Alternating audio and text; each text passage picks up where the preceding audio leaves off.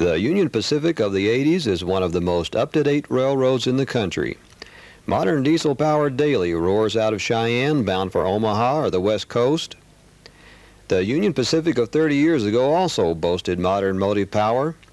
There were the E8s and the Alco PAs, but in those days there was still plenty of steam over Sherman.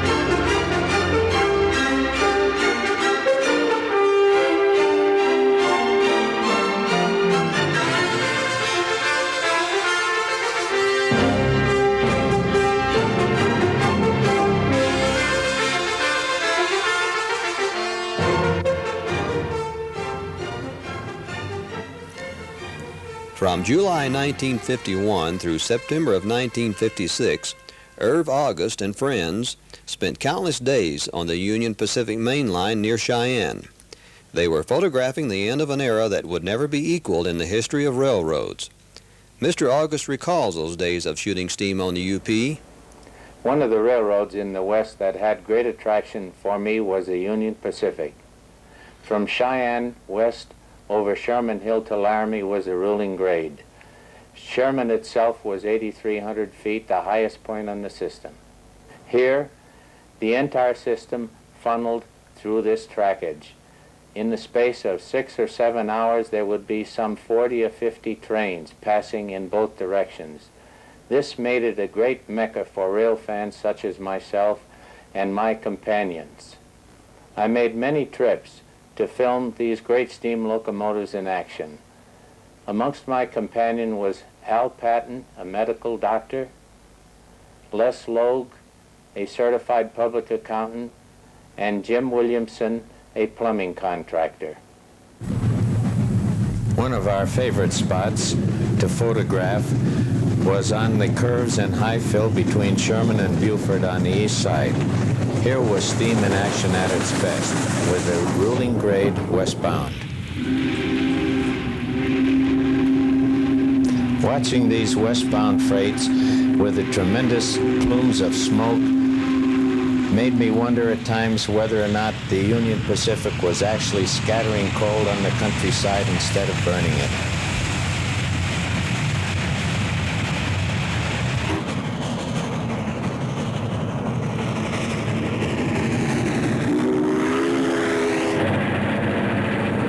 The early morning hours was a delightful time. The streamliners would leave Cheyenne bound for the West Coast, and then the dispatcher would send out 4 or 5 double-headed freights.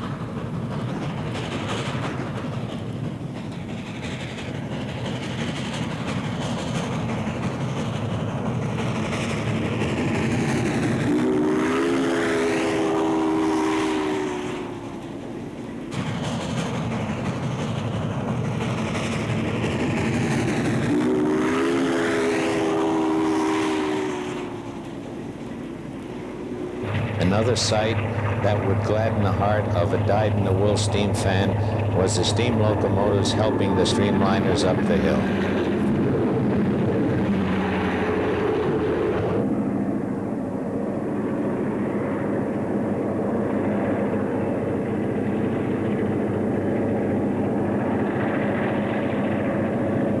Here is a helper returning to Cheyenne. An interesting fact is that helpers were permitted to run one block when they were returning to Cheyenne.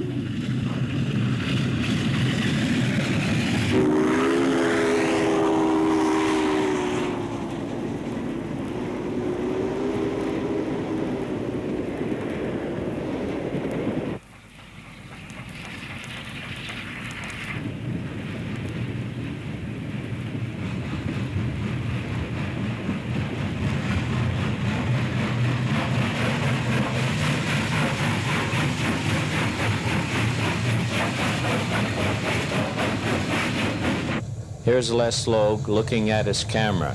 He evidently thought that he had run out of film.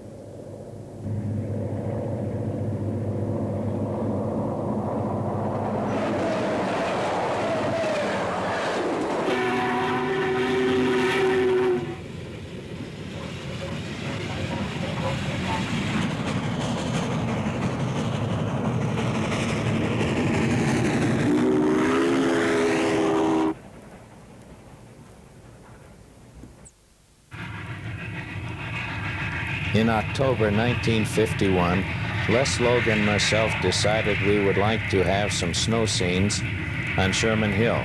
We camped by the track just above Buford, and the next morning it was snowing hard.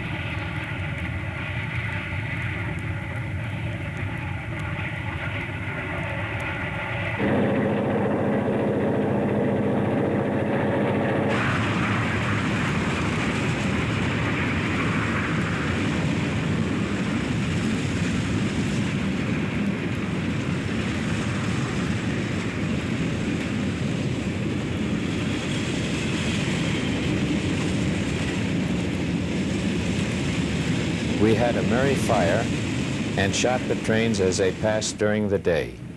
Towards evening, we drove to Cheyenne to get a shot of the Denver local passenger train and a scene of a westbound freight passing between the C&S Bridge by Tower A at Cheyenne.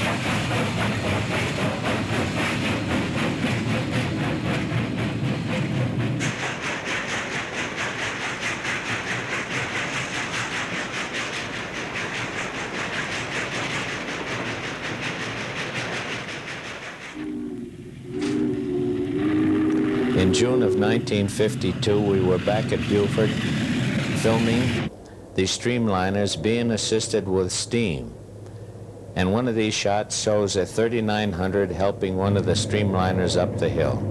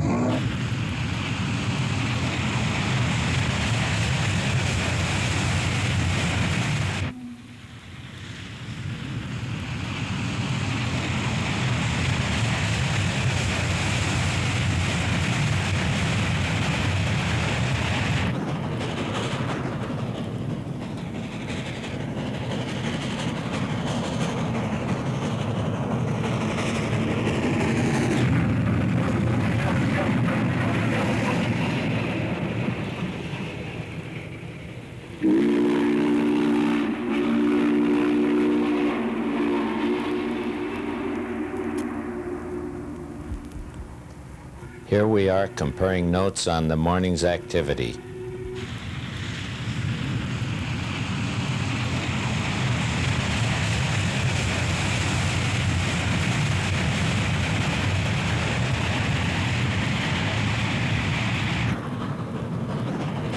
Another delightful spot was just below the summit of Sherman on the east side.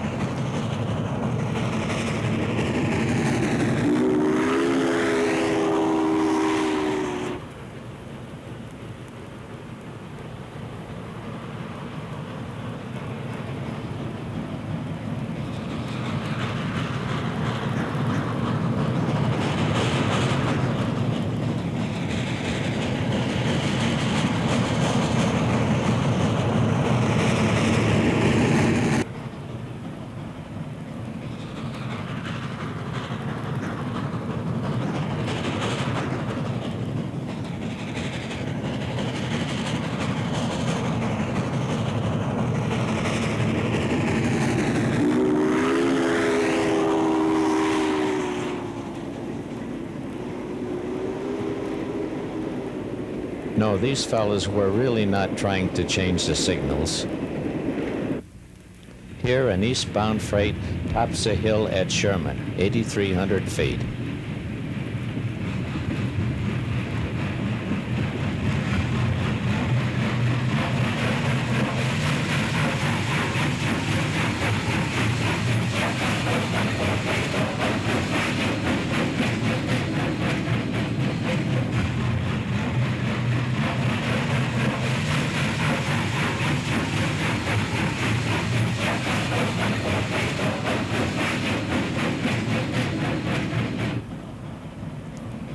Here we are, near Beaufort, on the east side, watching the parade of steam.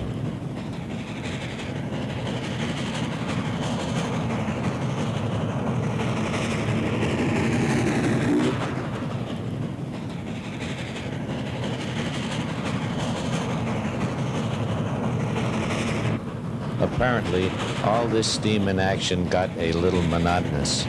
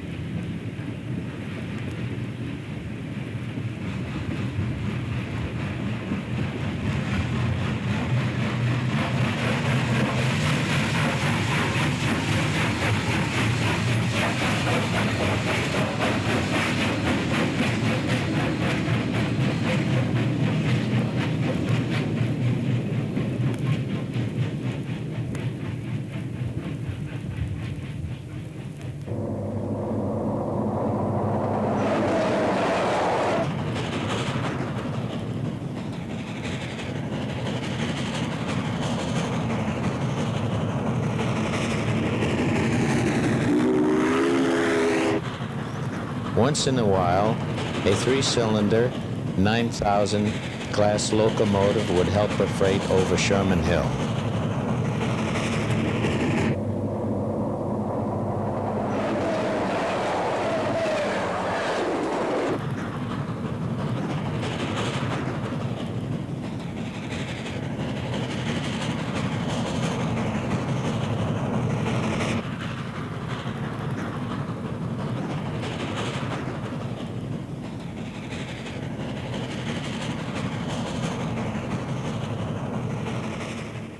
We are once again between Beaufort and Sherman, filmed late September 1952.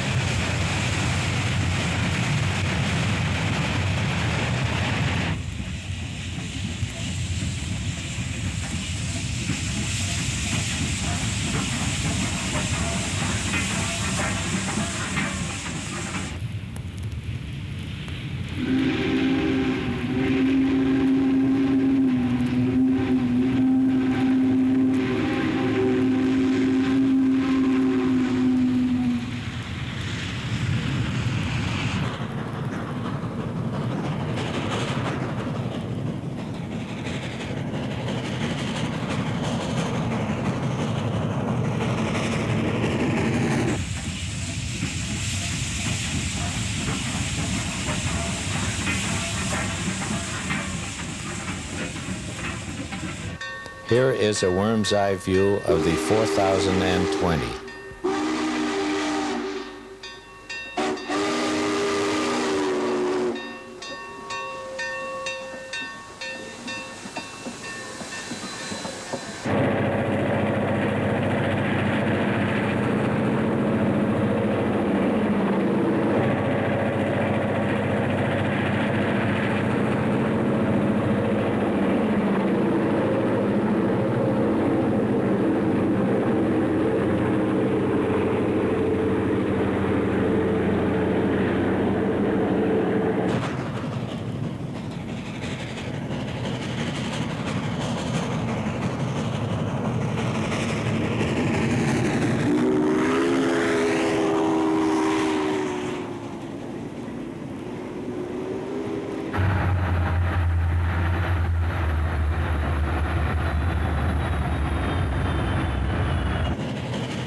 Like the 9000s, occasionally there would be a 7000 Pacific 462 assist up the hill.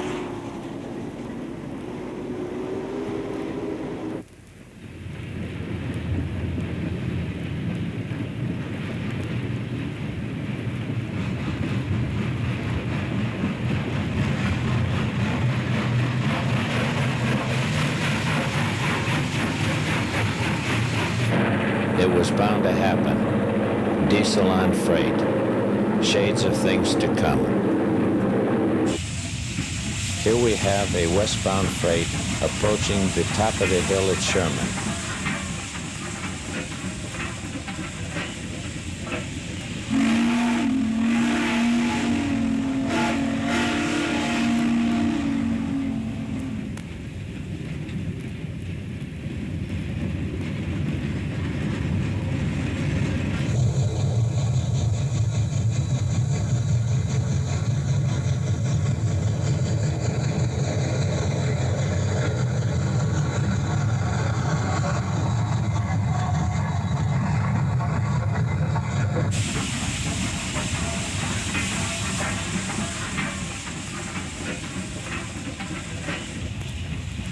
Real tonnage on this train.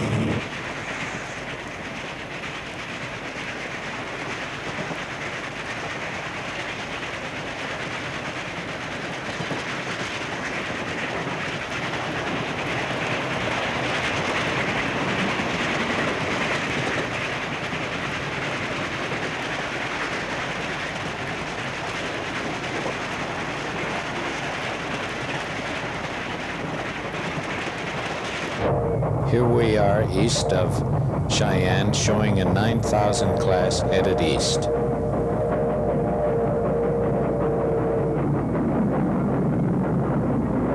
Here is a 9500 class westbound.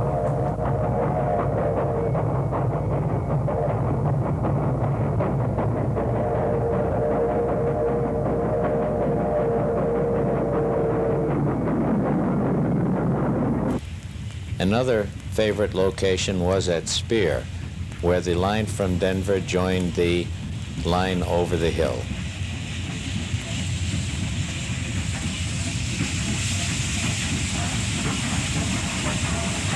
Here we see a freight westbound coming into Spear from the Denver line.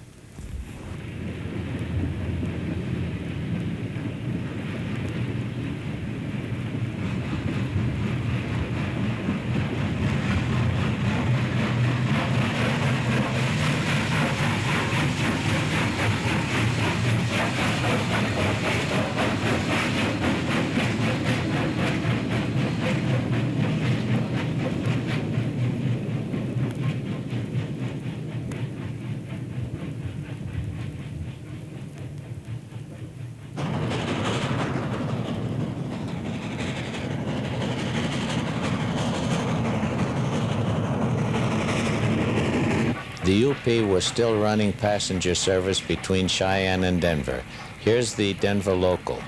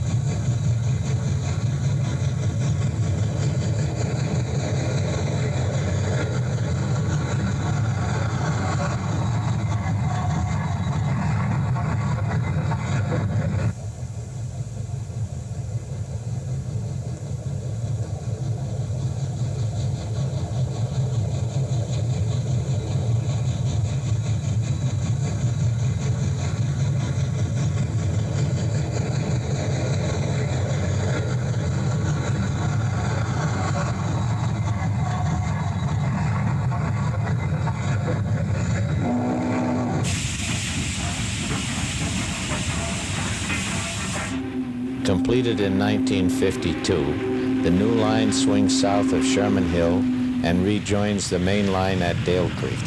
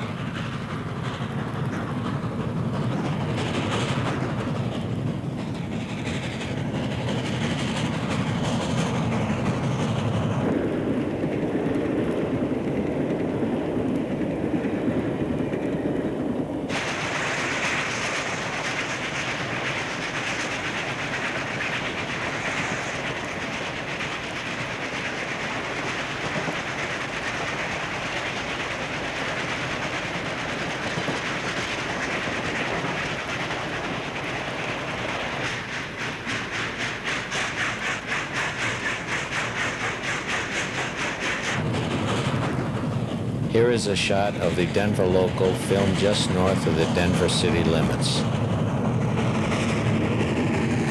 Here is Steam Supreme. The 3959 performs near Greeley, Colorado on August 21st, 1955.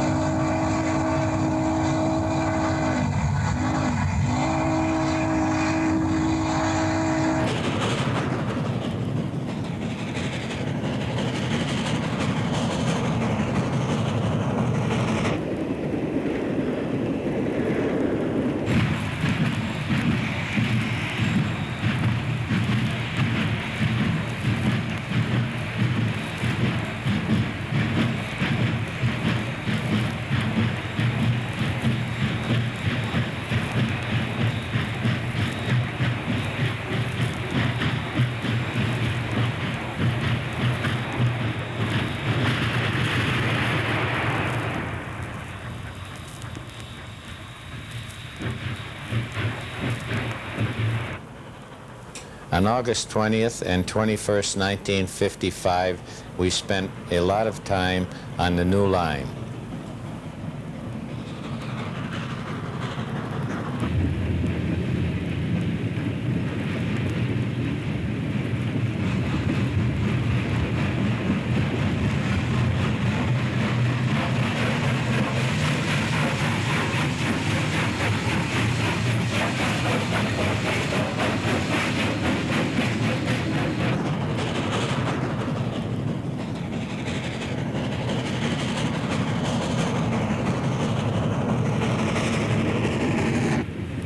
As the new line approaches Dale Creek, the countryside becomes very scenic, with many deep cuts and high fills, making for terrific places to photograph.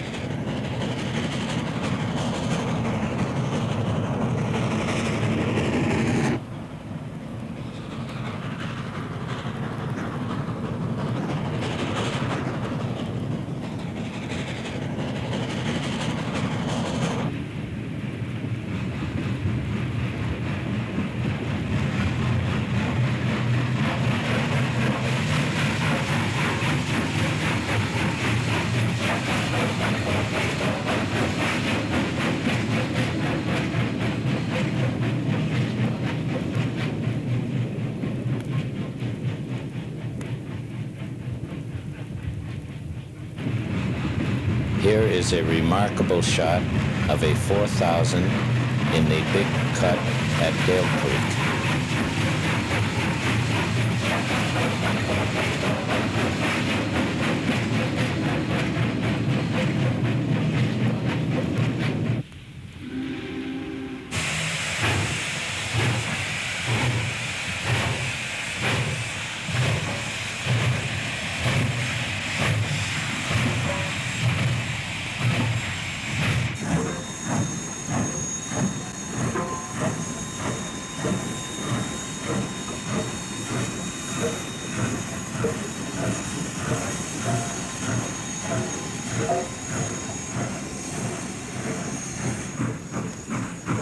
Here is a shot of a westbound freight waiting to get on the main at Dale. And please note the consist. Try shipping some of this stuff by truck.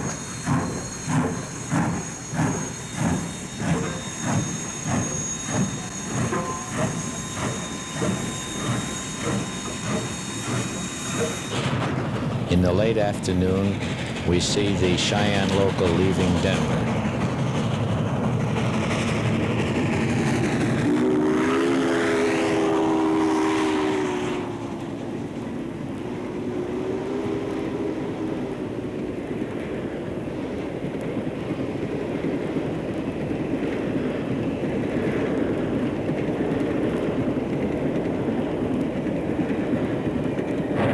Another excellent location for shooting UP is east of Cheyenne near a place called Archer.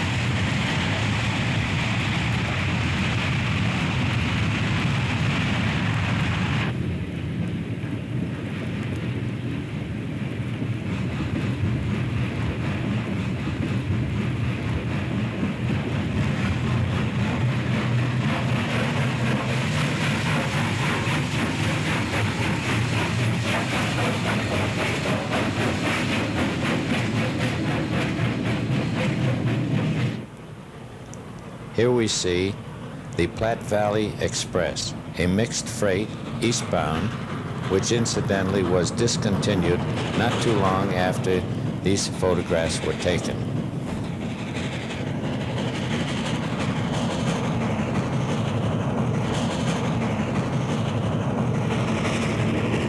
Back in action on Sherman Hill in December 1955. This was a time of the year when the trains were really loaded with extra cars and many trains were run in two sections.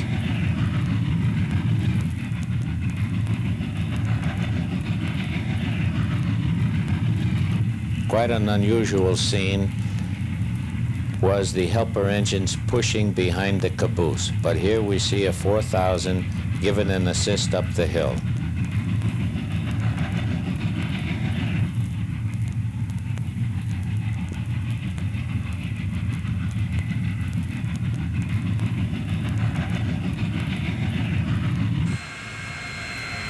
On October 31st, 1954, the Rocky Mountain Railroad Club ran one of its many trips on the UP to the yards and engine house at Cheyenne. We had the run of the repair shops and the yards and roundhouse. And this film is particularly interesting from the standpoint of showing the activity at the terminal of a big railroad. Now, all steam activity is a thing of the past, and the facilities are gone.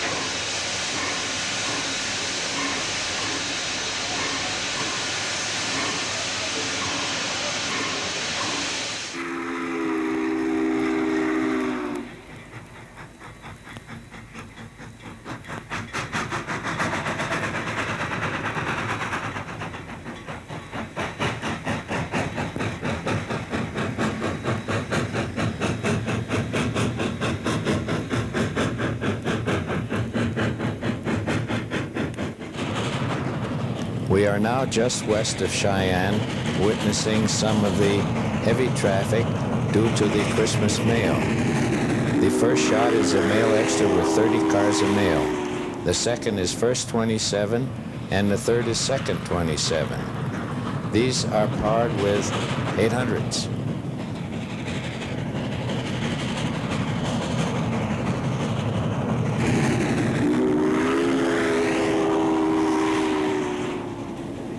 Putting on a real show for us with a plume of smoke is the Denver local train number 52, with a lot more cars than was usually the case due to the holidays.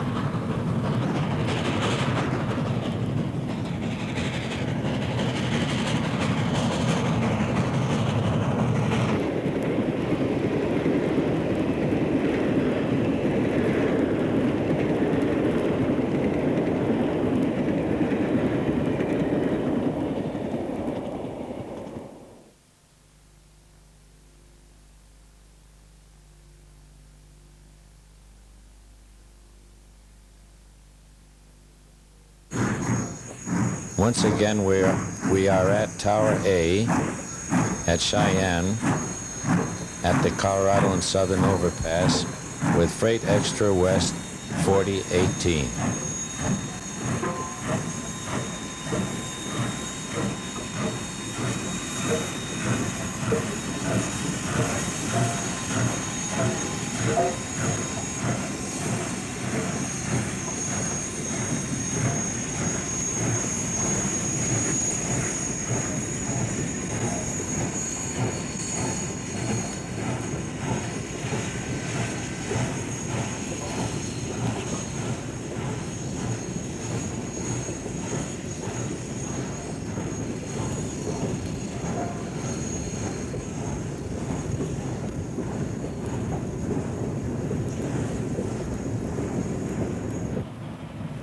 Towards the end of the steam era on the UP, the railroad used the steam power in all sorts of manner that the power was not originally designed for. A good example of this was the use of the 800s on freight service. Most of them were on the east of Cheyenne, and the last gasp of the steam was in the fruit and grain rush in the fall of 1958. Here we have scenes taken at Kearney, Nebraska.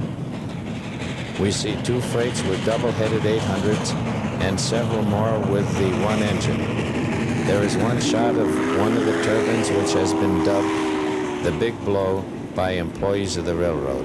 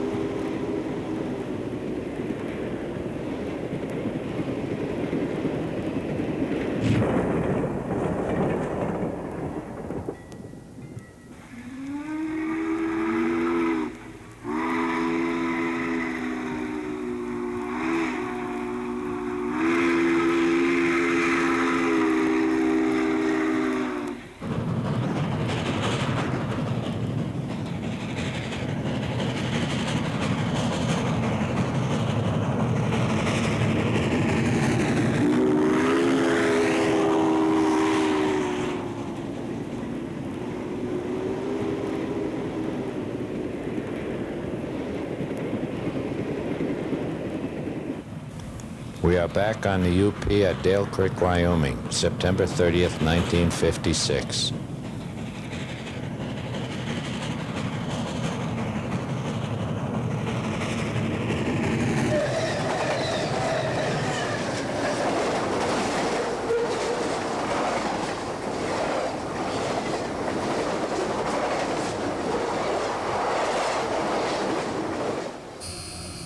On August 4th, 1956, the Rocky Mountain Railroad Club ran an excursion on the Laramie, North Park, and western branch of the Union Pacific.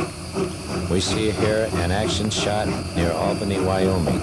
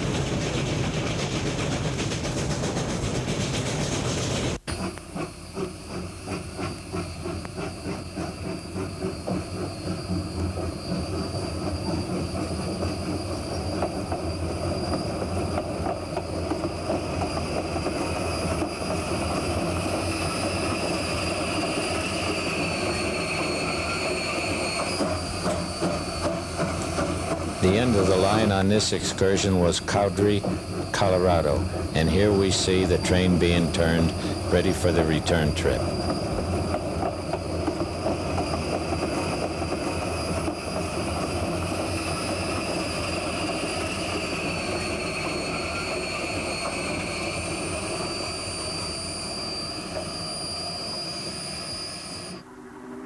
We're back on the Union Pacific at Dale Creek, Wyoming, September 30th, 1956. And here we see the operation of the railroad on both the old line and the new line.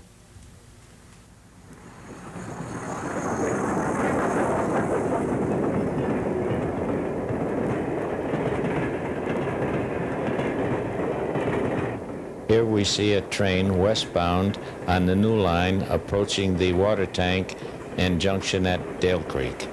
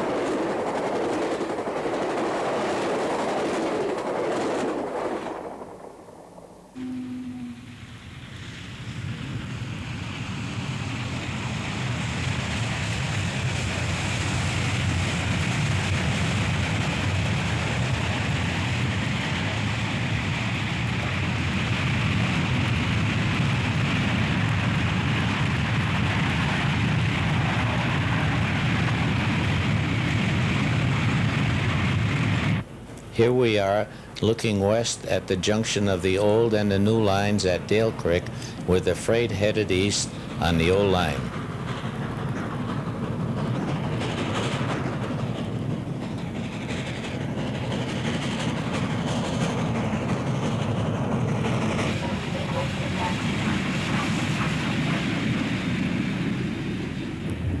Here's a westbound freight approaching the old line at Dale Creek.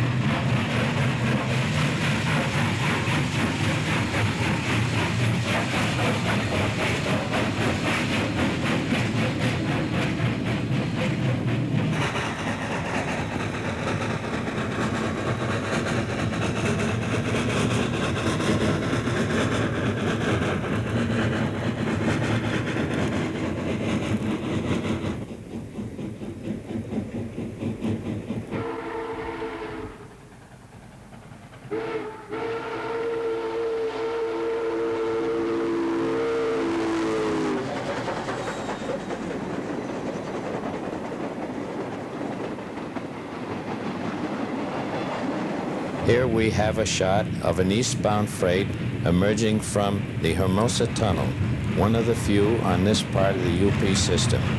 Note how the fireman refrains from firing until the engine has emerged from the tunnel.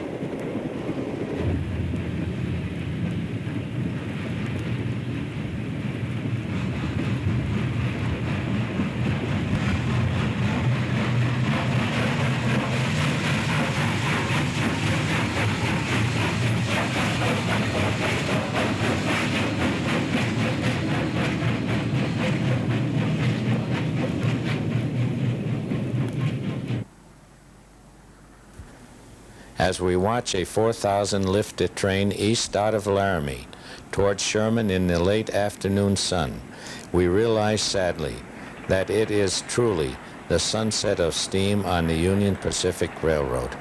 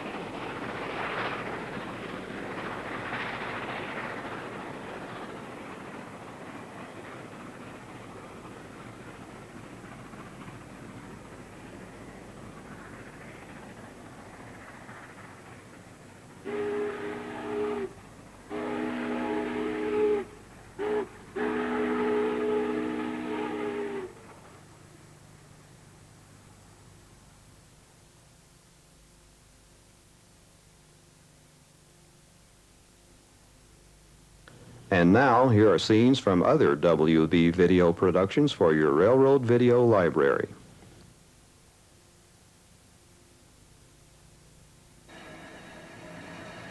As late as the mid-1950s, the Denver and Rio Grande Western was a mixture of standard gauge steam power, first-generation diesels, and narrow gauge engines, some of which were built before the turn of the century. In the program Rio Grande of the Rockies, you'll see 2882s on Tennessee Pass.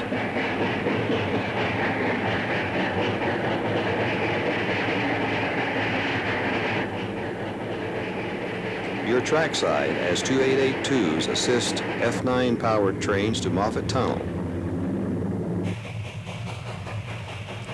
You're on board the last narrow gauge train over Marshall Pass, and you'll see the unique switchback operation on Monarch Pass.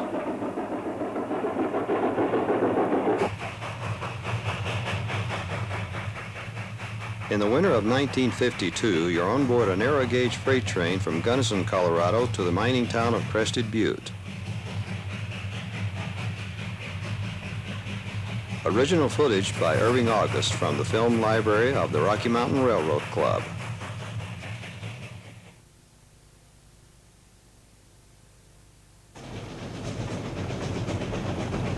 The big war was over, and the railroads had played a significant role in winning that war.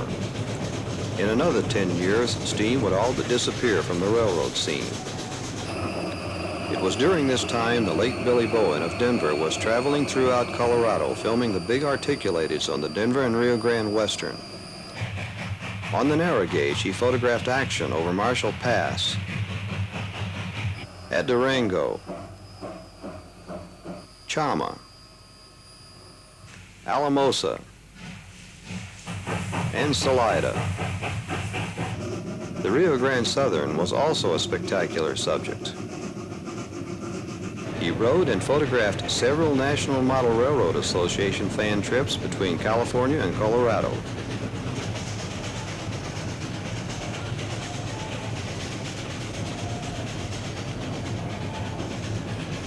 In the program A 40s Memory, this time period comes alive again through the efforts of a man who loved those trains and left us this glimpse of railroading in the 1940s.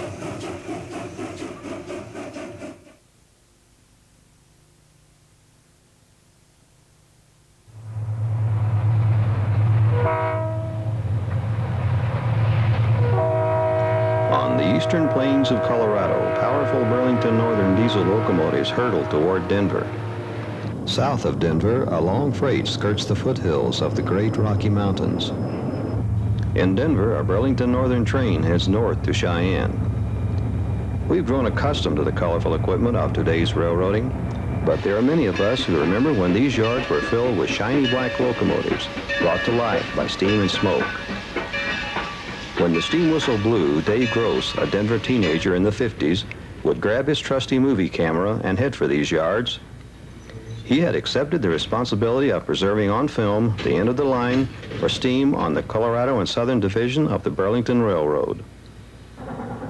The CNS main line saw regular service until the end of the summer of '59, and there were some steam-powered excursions in 1960 and '61. Steam was used on the Leadville to Climax branch until 1962, and the steam rotary snowplow was used until the early '60s. Colorado and Southern steam was unique, not in size, but the fact that they were among the last steam engines used in regular service in the U.S. With the steam engine fast disappearing, rail buses from all over the country converged on Colorado. This program is a tribute to what they saw, the last steamers of the Colorado and Southern.